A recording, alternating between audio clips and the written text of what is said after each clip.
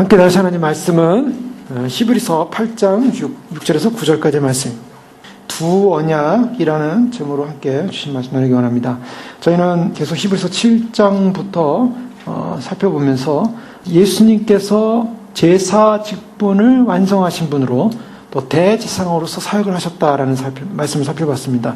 예수님이 대제사장으로서의 사역을 하시는 것의 가장 우월한 특성은 무엇이었냐면, 지난 시간에 하늘에서 지극히 크신 보좌 우편에 앉으셨다라는 1절 말씀을 통해서 하늘에서 사역하고 계신 바로 예수 그리스도, 지금도 대제사장으로서 우리 위하여 사역을 하고 계시다고 말씀드렸습니다.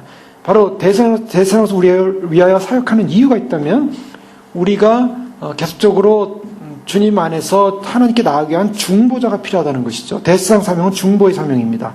그러니까 우리는 우리 힘으로 나아갈 수 없기 때문에 그런 중보자이신 예수 그리스도를 통해서 어느덧 예수님은 그 중보의 역할, 즉 대제사장 역할을 계속 감당하고 계시다는 것이죠. 그것을 단 한 번의 제사를 통해서 영원한 제사를 이루셨고, 더 이상 제사의 희생의 피를 흘리시지 않으시지만 그 희생의 피의 단 한 번의 제사를 통해서 그 피의 능력으로 중보자로서 우리를 간구하고 계시다라는 것을 살펴봤습니다. 그것은 완전한 제사라 했습니다. 영원한 제사라 했습니다. 이것이 아론의 반차를 쫓은 제사장들이 했던 제사과는 비교가 안 되는 것이다 라는 걸 살펴봤고요. 이제 더 구체적으로 살펴보는 것은 이 예수님이 대제사장 직분을 행함으로 말미암아 이제 아론의 반차에 속한 제사 직분은 폐지됐다라고 선언되고 있다는 것입니다. 폐지된 사건, 우리가 고린도서 5장 16절이죠. 거기 보면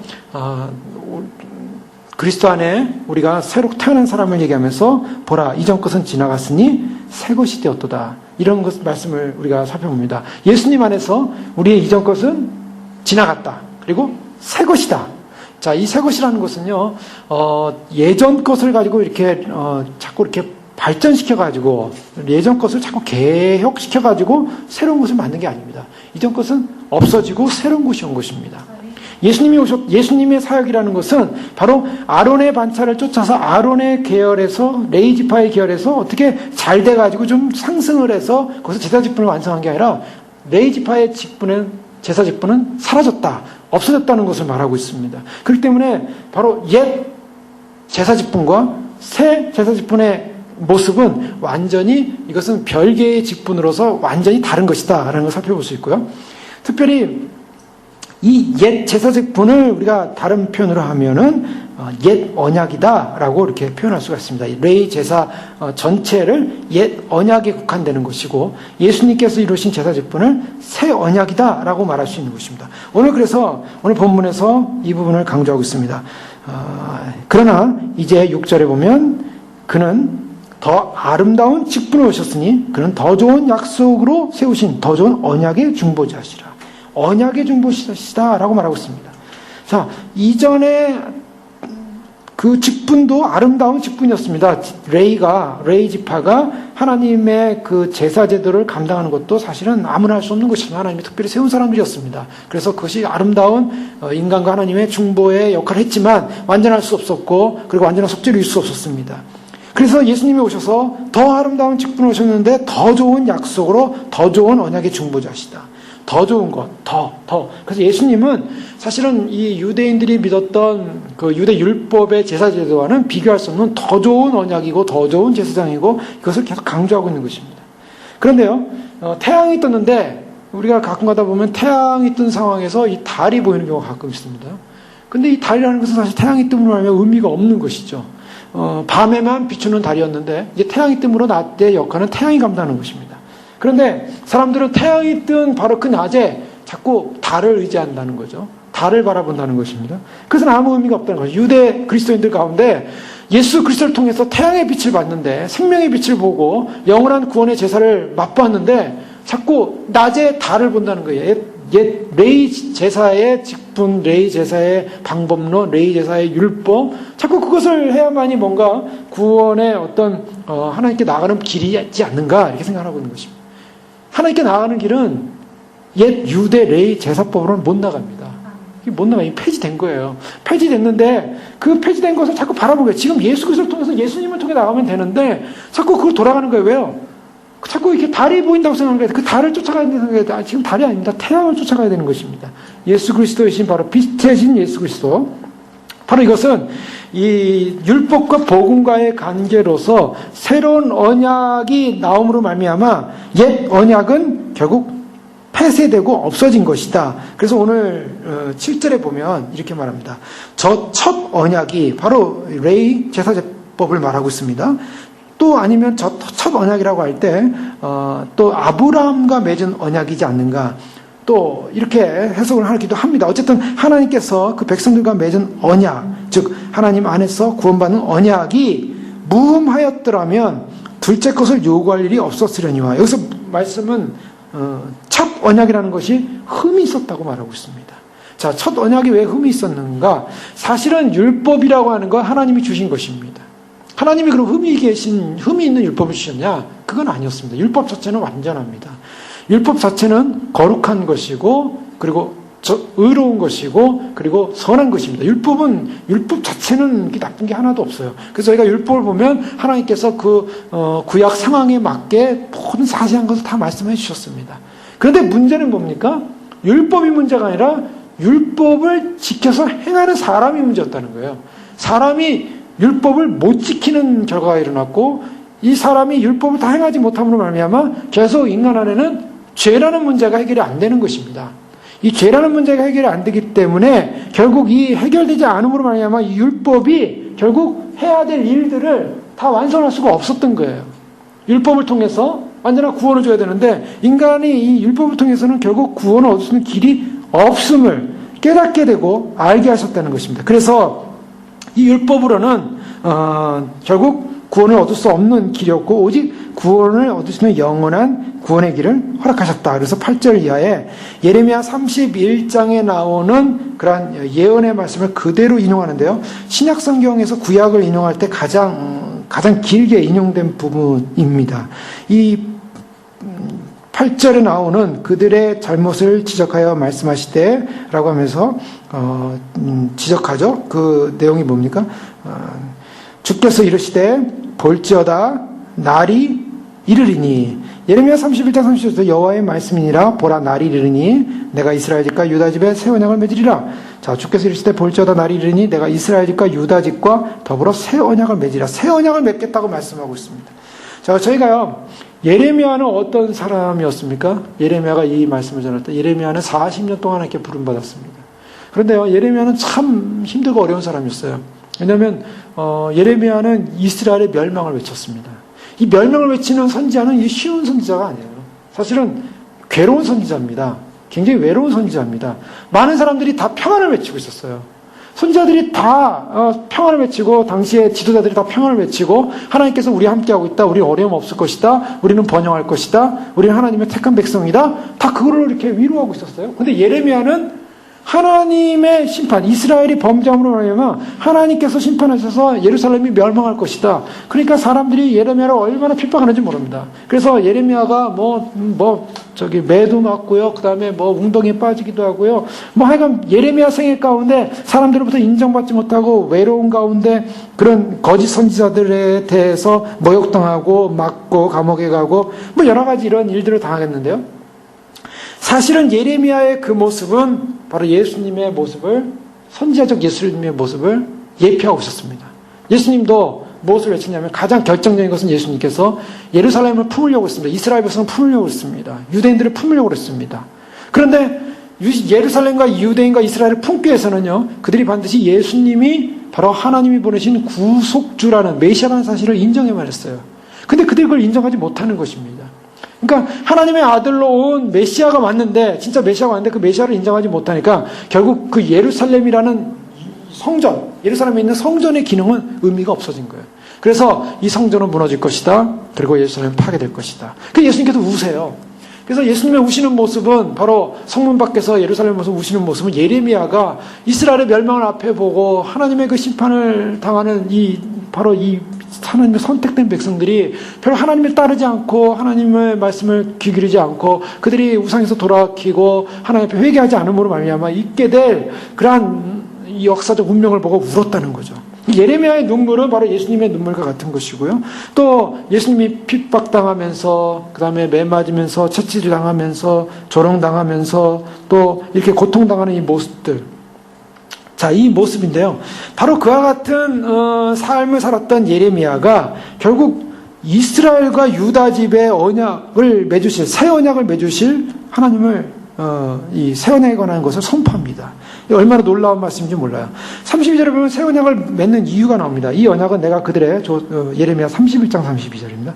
이 언약은 내가 그들의 조상들의 손을 잡고 애굽 땅에서 인도하여 내던 날에 맺은 것과 같지 아니할 것은 내가 그들의 남편이 되었어도 그들이 내 언약을 깨뜨렸습니다. 여호와의 말씀입니다. 언약을 깨뜨렸기 때문에, 내 언약을 깨뜨렸기 때문에 결국 어떤 일이 일어나냐면 새 언약을 다시 세우겠다. 근데 이 언약이 깨짐으로 말미암아 이 새 언약이 어디서 이루어지냐면 새 언약은 마음에 이루어진다.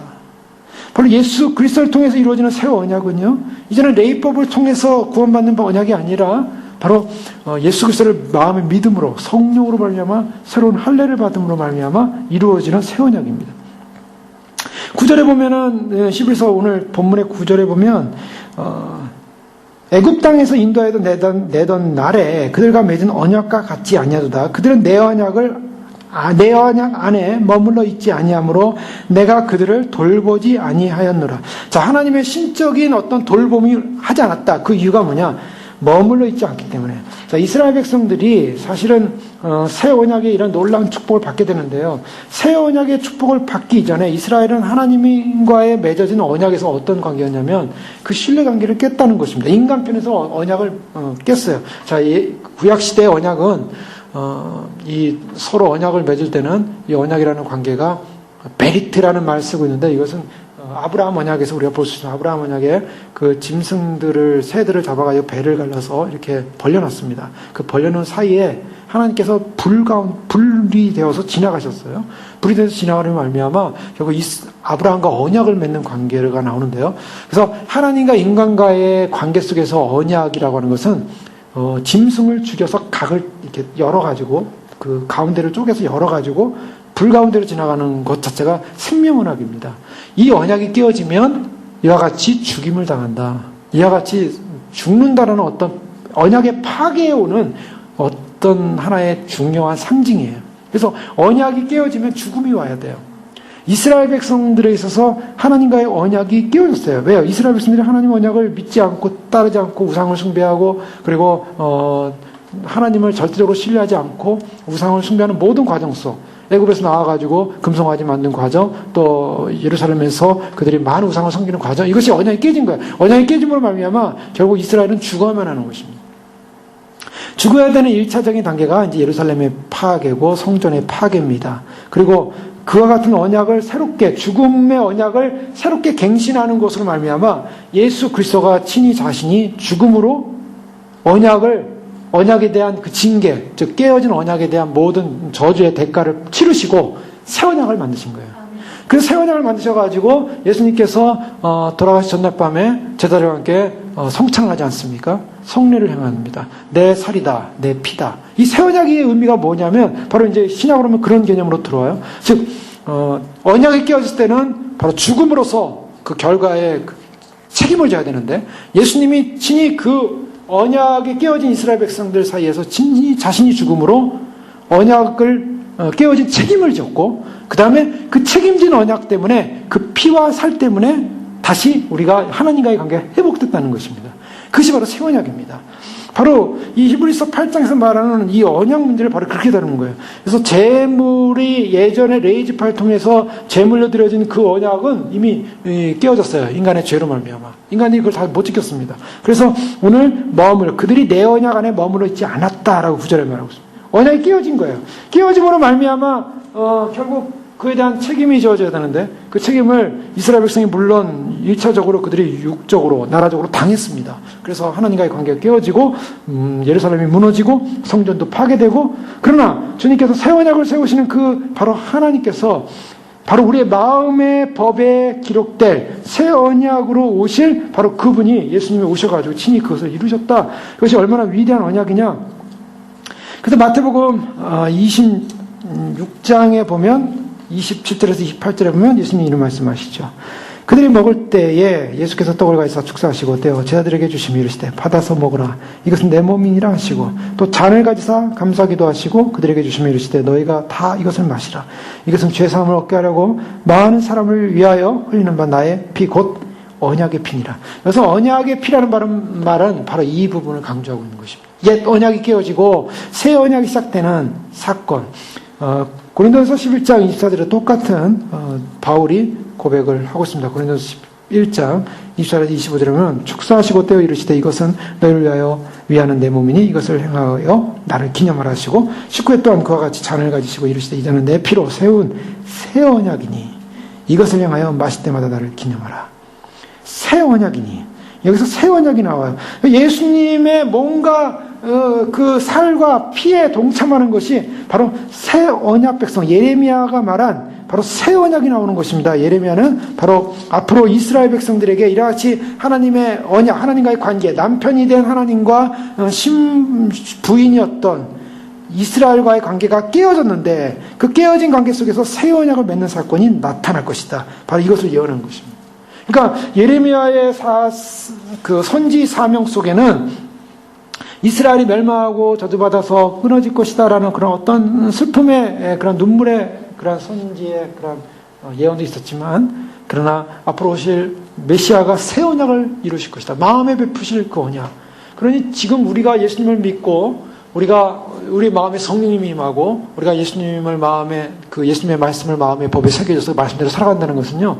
이것은 새 언약 백성의 어마어마한 축복이고 영광입니다.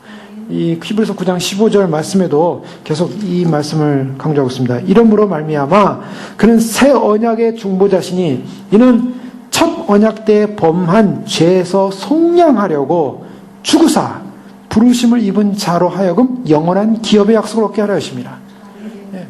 첫 언약 때 범한 죄에서 속량하려고. 언약이 깨어졌기 때문에 그 꺼여진 언약을 회복하는 것은 죽음. 바로 예수 그리스도가 바로 그 언약을 회복하기 위해서 죽으신 사건입니다. 얼마나 위대한 사건입니다. 하나님의 약속은 참으로 이렇게 엄청나게 축복스러운 약속입니다. 더 좋은 약속으로 더 좋은 언약의 중보자시라. 6절 말씀에 이 약속이라는 것은 바로 우리를 새 언약 가운데로 인도하신다는 바로 약속. 더 나아가서 새 언약이 주는 약속은 무엇입니까? 그것은 여러 가지가 있습니다. 진정한 안식이요. 진동치 못할 나라요. 그래서 히브리서에는 진정한 안식에 관한 그러한 말씀들이 계속 나왔습니다. 4장 1절로부터 시작해서 1절, 3절, 9절. 예. 이 보면은 그러므로 우리는 두려워할지니 그의 안식에 들어갈 약속이 남아있으라도 너희 중에 혹시 이르지 못할 자가 있을까 함이라. 여기 안식에 관한 부분이 온다고 말씀하고 있지 않습니까? 우리가 안식이라는 것이 아직 완성돼서 오지 않았어요. 예수님이 오시는 날, 그날이 안식의 날입니다. 진정한 안식일은 바로 그때 있어요. 그래서 여기서 우리가 안식일을 잘 지키냐 못 지키냐 어떤 그 율법적 개념을 가지고 안식 개념을 하는데 사실은 그것이 아무것도 일 안 하는 게 안식 개념이 아니에요. 예수님은 오셔가지고 일 많이 하셨어요. 하나님도 일하셨고요. 구원의 일, 생명의 일, 안식이라고요. 근데 많은 사람들이 율법적 개념에서 몸을 행동을 하지 않고 음식도 먹고 어떻게 하는 것이 안식이라고 생각하시는데 그거 같은 율법적 안식의 의미는 없습니다. 그러나 단지 우리가 앞으로 주님 오시는 날 주님과 함께 영원한 안식에 들어간다. 그 안식의 축복이 있다. 예정돼 있다. 4장 3절에도 또 안식에 관한 부분을 강조하죠. 또 이미 믿는 우리들은 저 안식에 들어간도다. 그가 말씀하신 바 같으니 내가 노하여 맹세한 바 같이 그들이 내 안식에 들어오지 못하려 하셨다. 하였으나 세상을 창조할 때부터 그 일이 이루어졌느니라. 이런 어떤 그런 미래적 사건이 현재 안으로 들어오는 현재적 종말관에 관한 어떤 개념도 나옵니다. 또한 9절에도 마찬가지예요. 그런 자 안식할 때가 하나님의 백성에 남아있도다. 이미 안식에 참여하고 있다도 남아있도다. 이게 바로 already 난니니 개념입니다. 이 안에도 같이 들어와 있어요. 하나님 나라가. 안식이라는 약속이 우리에게 주어지고 있습니다. 또 더 나가서 하나님의 나라입니다. 12장 28절에 보면 진동치 못한 나라에 관한 부분을 이 나라에 관한 부분, 킹덤에 관한 부분을 얘기하고 있어요. 28절을 보면 그러므로 우리가 흔들리지 않는 진동치 않을 나라를 받았은즉 은혜를 받자. 이로 말미암아 경건함과 두려움으로 하나님을 기쁘시게 섬길지니. 우리가 어떤 나라를 받았다고요? 진동치 않을 나라.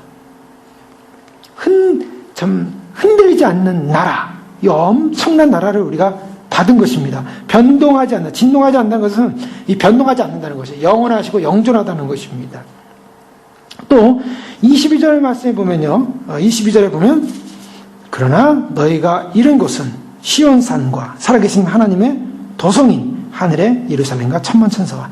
자, 너희가 잃은 곳은, 우리가 가야 할 곳이 어디입니까? 하나님의 나라인데요. 진동천의 나라인데요. 그 나라는 시온산이 있습니다.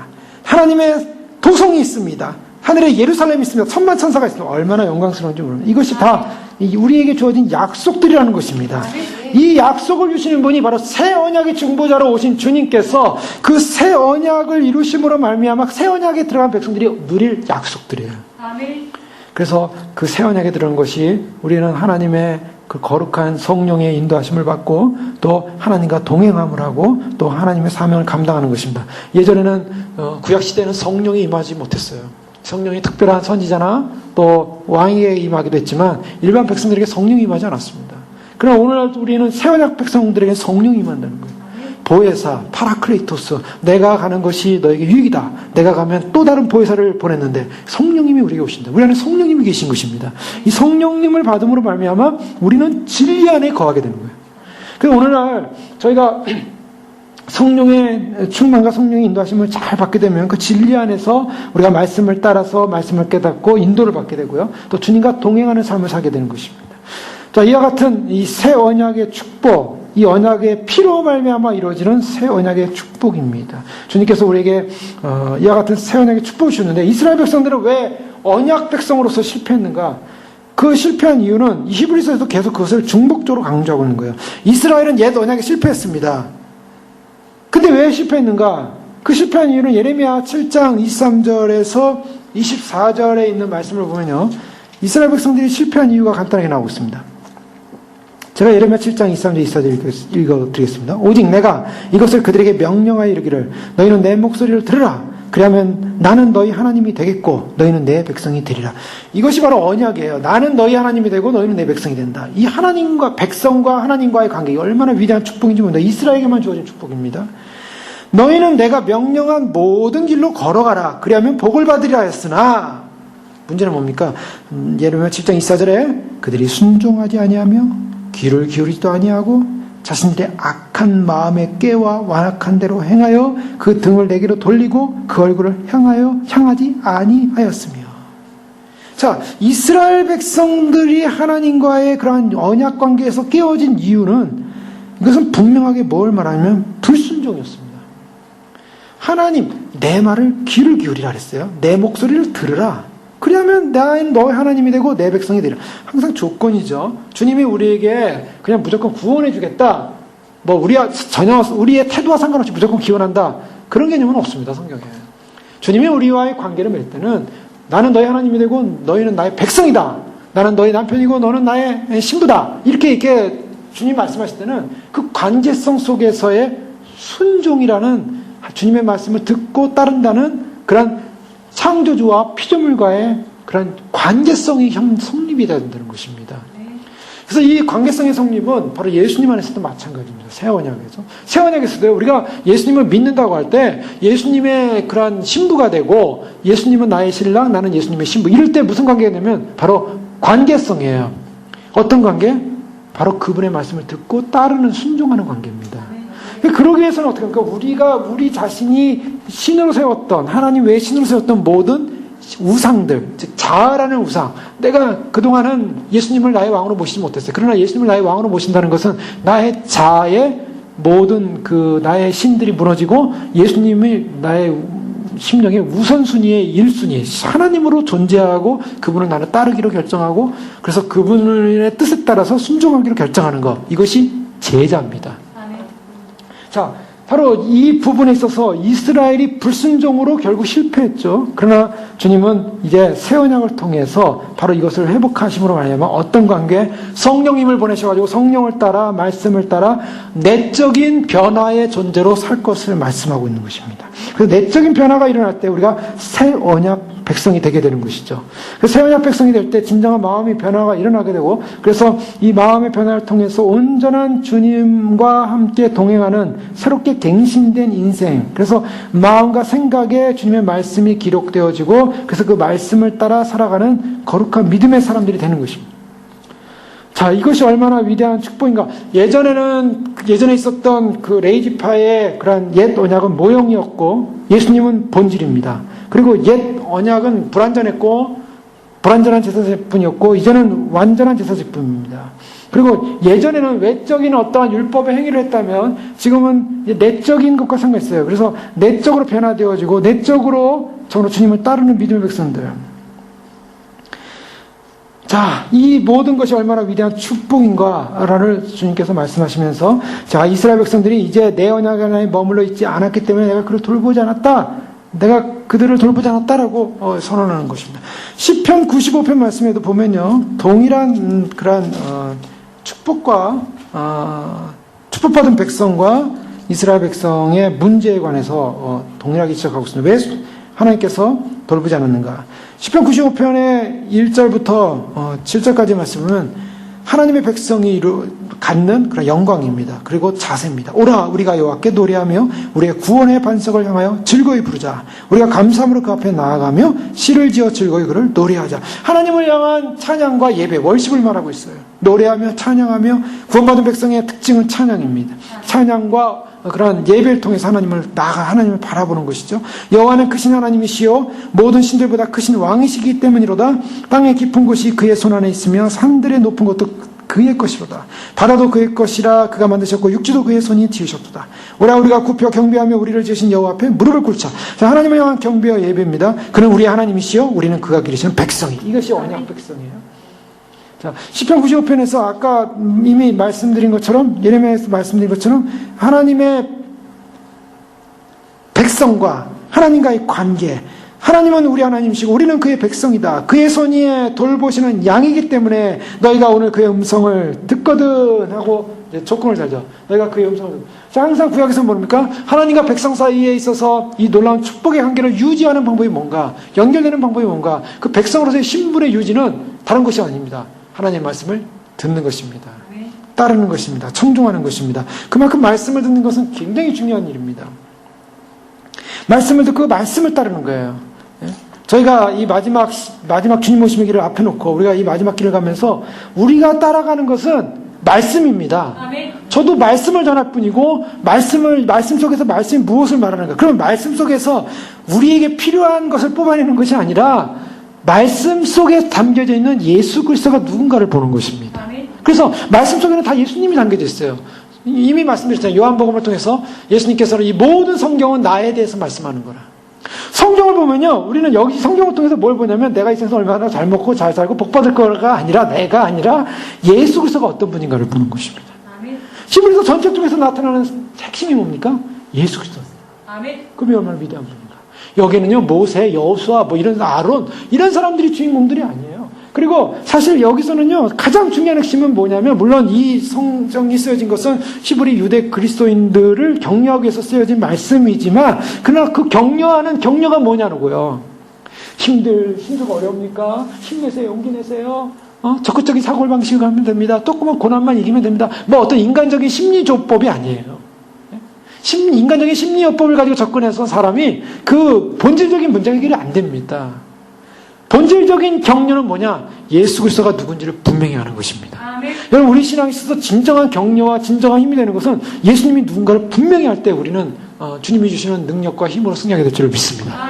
오시는 주님 앞에서 우리가 이 믿음을 끝까지 지키고 승리하는 비결은 우리가 딴 게 아닙니다. 많은 세상의 소식들, 소문들, 이런 것이 우리의 신앙을 강화시키지 못해요.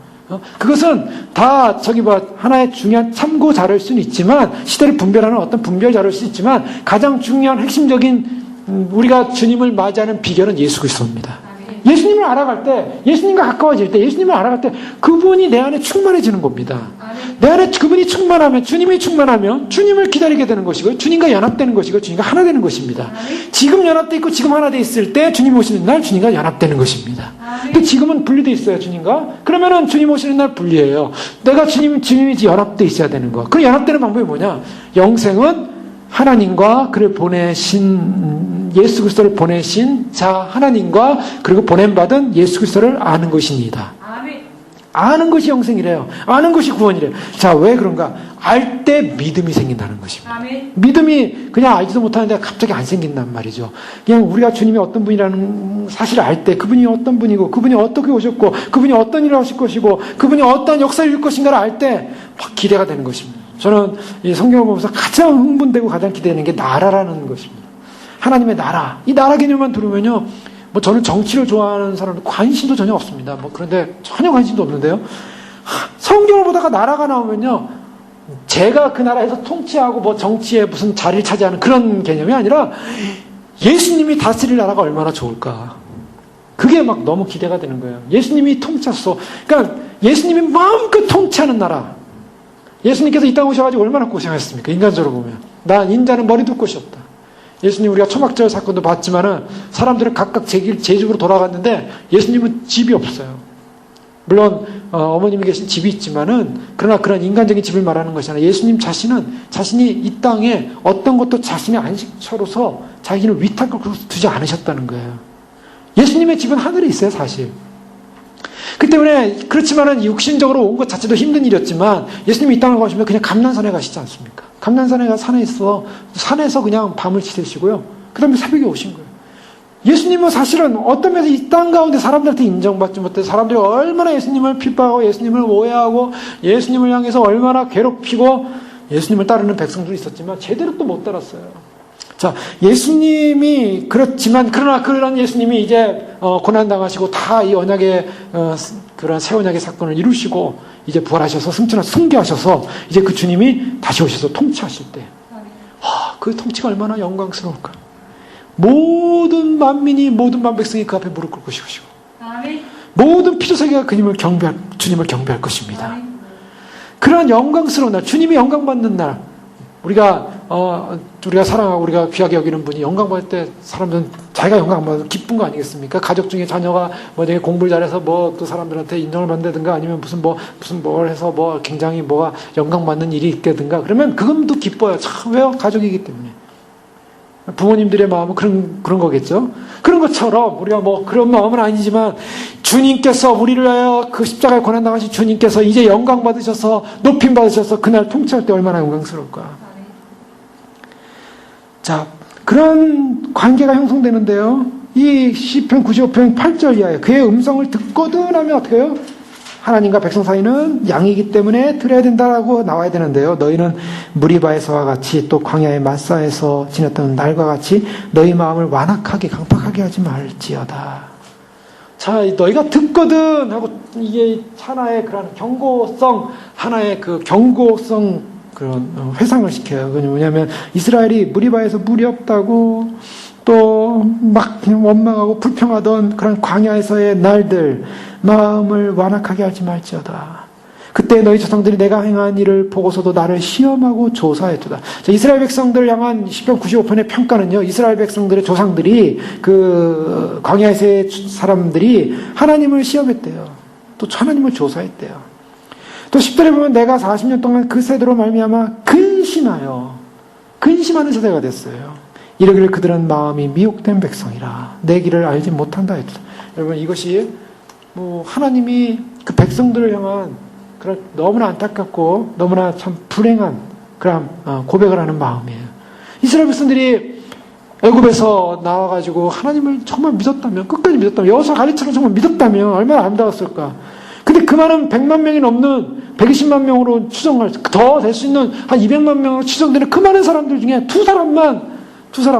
장정 두 사람만 하나님의 말씀을 신뢰했어요. 그리고 가나안 들어간 사람 2사람이에요. 나머지는 어땠어요? 나머지 미혹됐대요. 성경이 정확합니다. 그들은 마음이 미혹된 백성이다. 내 길을 알지 못한다. 자, 주님의 약속을 믿었으면 가나안으로 들어갔을 텐데 약속을 못 드릴 거거든요. 광야를 헤매는 거예요. 광야를. 물론 하나님께서 광야 헤매는 백성들을 위해서 구름기둥 불기둥으로 40년 동안 함께 하셨고 그들을 도와주셨지만 그들은 광야에 못 들어갔고 가나안에 못 들어갔습니다. 광야에 다 죽었어요. 그래서 히브리서의 결론은 뭡니까? 히브리서는 저들이 하나님을 시험하다가 전부 광야에서 죽었다. 근데 그것은 제가 좀 리얼하게 표현했죠. 광야에서 버림받고 내던져졌다. 그 시신이 내던져졌다는 것입니다. 이것은 하나님의 어떤 심판적 그런 사건이라고 볼 수가 있어요. 미혹된 백성이라 그 길을 알지 못한다. 그러면 내가 노하여 맹세하기를 그들은 내 안식에 들어오지 못하리라. 얼마나 무서운 말씀입니다.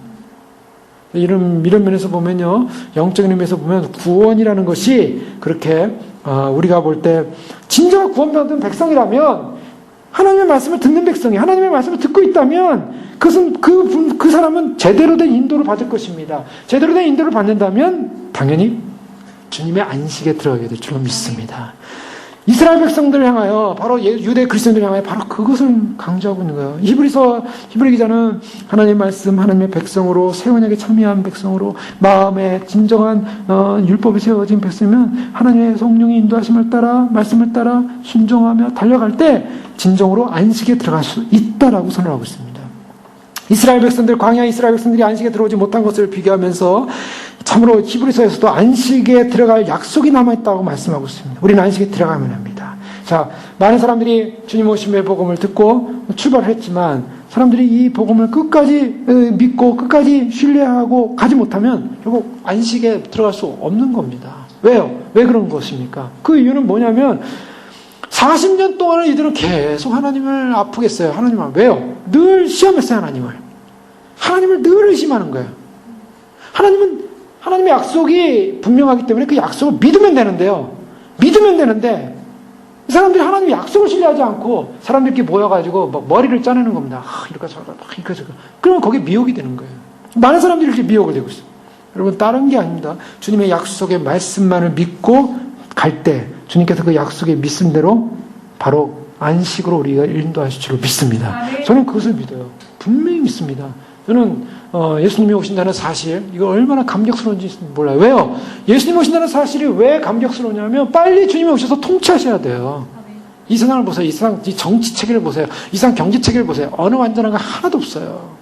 우리가 잘 알고 있는 이 세상의 모습, 이제 다 이제 무너질 것, 미국조차도 이제 무너질 것을 눈앞에 지금 보고 있지 않습니까? 이미 오래전부터 나온 얘기지만 이제 다가오고 있어요. 눈앞에 다가오고 있어요. 경제 무너져, 과학으로 인해서 인간의 모든 삶의 조건들 다 무너지기 시작했어요, 지금. 이제 주님이 오신다고요. 오시는데 마지막까지 약속을 부여잡고 가야 될 줄로 믿습니다. 아멘. 바로 그것이 승리자예요, 승리자. 아멘. 아직 승리 안 왔습니다. 우리는 그 승리를 향해 출발했어요. 승리에 충돌했기 때문에 그 승리자로서 그날에 서야 될 줄로 믿습니다. 아멘. 그날에 서는 사람이 많지 않을 수 있어요. 그러나 주님 앞에 믿음으로 주님을 의지하는 언약 백성은, 새 언약 백성은 주님의 약속을 따랐기 때문에 주님의 돌보심을 받게 될 줄로 믿습니다. 아멘. 돌보심을 받는 백성은 그날에 서게 되는 것입니다. 아멘. 순종의 축복. 바로 이것이 바로 옛 언약 백성이든 새 언약 백성이든 동일한 우리가 언약 백성으로서의 삶인 줄 믿습니다. 아멘. 주님 의지하시고 순종하시고 오시는 주님 그날까지 우리가 우리 안에서 소위 말해서 언약에 대한 브레이크가 일어나면 안 돼요. 언약에 대한 정말 언약을 깨어지는 사건, 언약을 버리는 사건이 일어나면 안 됩니다. 그래서 오직 주님 말씀만을 부여잡고 약속을 신뢰합니다. 그거 외에는 뭐 더 없지 않습니까? 뭐 그렇다고 주님 오신다고 약속 부여잡으라 그래서 정말 뭐 일부 주님 오신다는 분들이 뭐 시한부처럼 돼가지고 뭘 팔고 뭘 어떻게 하고 뭐 이렇게 해서 그런 거 없지 않습니까? 우리 최선을 다해 우리의 삶을 살지만 우리의 중심은 주님 향해 달려갈 줄로 믿습니다. 아멘. 주님의 오심을 소망하며 달려갈 때 주님을 맞이하게 될 것입니다. 아멘. 기도하겠습니다. 이 시간 기도할 때 그렇습니다. 우리가 정말 이제까지 얻은 이 영광스러운 축복, 이 새 언약의 축복이 얼마나 위대한 것인가. 정말 말로 할 수 없는 이 축복입니다. 그러나 많은 사람들이 참 언약 백성으로 출발했지만 그들이 광야에서 주님의 약속을 믿지 못하고 미혹되어서 40년 동안을 주님을 노하게 하고 아프게 하고 그래서 결국 안식에 못 들어간 모습 볼 때 너무나 안타깝습니다. 그러나 믿음의 언약 백성은 끝까지 주님을 신뢰했고 끝까지 주님을 바라봤고 그래서 주님 오시는 그날에 여호수아 갈렙처럼 영광스러운 날 주님을 맞이하러 들어가게 되고 주님을 의지하고 주님을 소망하고 그래서 주님 오시는 날 새 언약 백성으로 주님을 맞이하게 될 줄로 믿습니다. 우리가 그날까지 진리만을 붙잡고 약속만을 붙잡고 끝까지 승리하게 하여 주시옵소서. 우리 함께 주여 부르기도 하겠습니다. 주여 주여 주여. 아버지 하나님 감사합니다. 아버지 하나님 오늘 이 밤에 저희를 불러주셔서 언약 백성으로서의 삶을 참으로 허락하시고 언약 백성으로서의 약속을 주신 것을 감사합니다. 많은 사람들이 아버지 하나님 참으로 주님 오심을 준비하는 것이 얼마나 위대한 복이고 위대한 영광이고 위대한 축복인 것을 아버지 하나님 알지 못한 채 아버지 하나님 참으로 처음 출발을 했지만 그 모든 출발의 길을 놓쳐버리고 아버지 하나님 방황